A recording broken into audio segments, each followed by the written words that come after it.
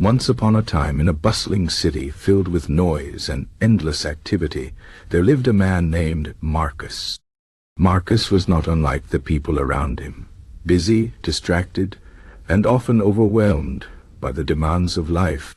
But one day, he discovered the teachings of Stoicism, and his life began to change. He learned that the world would always be full of distractions, but his mind did not have to be. This is the story of how Marcus learned to stay stoic in a world that never stops pulling him in every direction. Marcus worked in a crowded office where phones rang constantly. Emails flooded his inbox, and coworkers chattered without pause. At first, he felt pulled in every direction, unable to focus on anything for long. He would start a task only to be interrupted by a message, a noise, or his own wandering thoughts. He often left work feeling exhausted, as if he had been fighting against the current all day. Then, one evening, he came across a quote by the Stoic philosopher Epictetus. "It's not what happens to you, but how you react to it that matters." This simple idea stuck with Marcus.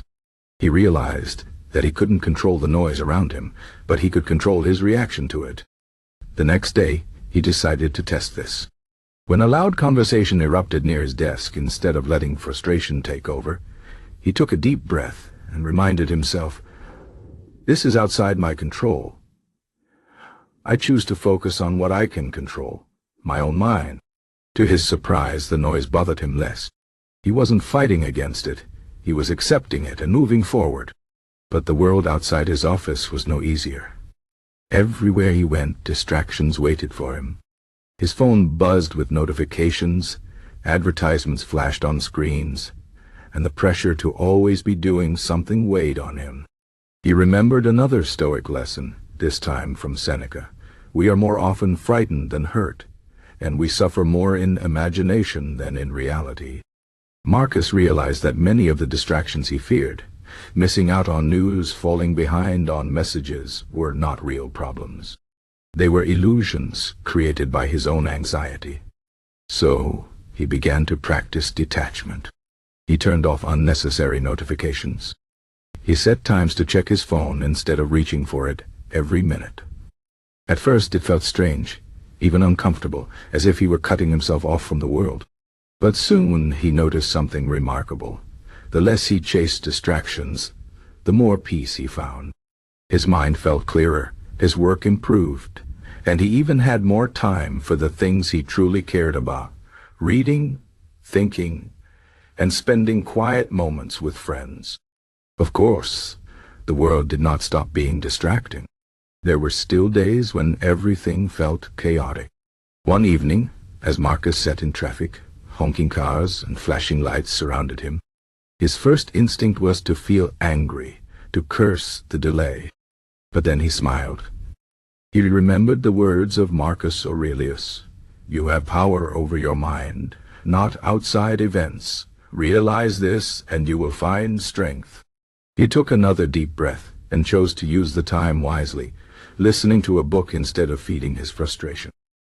Over time, Marcus learned that Stoicism was not about shutting out the world or becoming emotionless. It was about mastering his own mind so that no distraction, no matter how loud or urgent, could steal his peace unless he allowed it. He still faced the same noisy office, the same crowded streets, the same endless stream of information. But now, he moved through it all with a quiet strength, undisturbed by what he could not control. The lesson Marcus learned is one we all can use. The world will always be full of distractions. They will shout for our attention, demand our time, and try to pull us in every direction. But we are not powerless. Like Marcus, we can train our minds to stay focused, to remain calm, and to choose where our attention goes. The Stoics taught that true freedom comes not from controlling the world around us, but from controlling ourselves. And in that control, we find a strength that no distraction can break. So the next time you feel pulled in every direction, remember Marcus. Remember that the noise, the chaos, the endless demands, they only have as much power over you as you give them. Take a deep breath. Focus on what you can control, and step forward, undisturbed, into the storm. That is how you stay stoic in a world full of distractions. That is how you find your inner strength.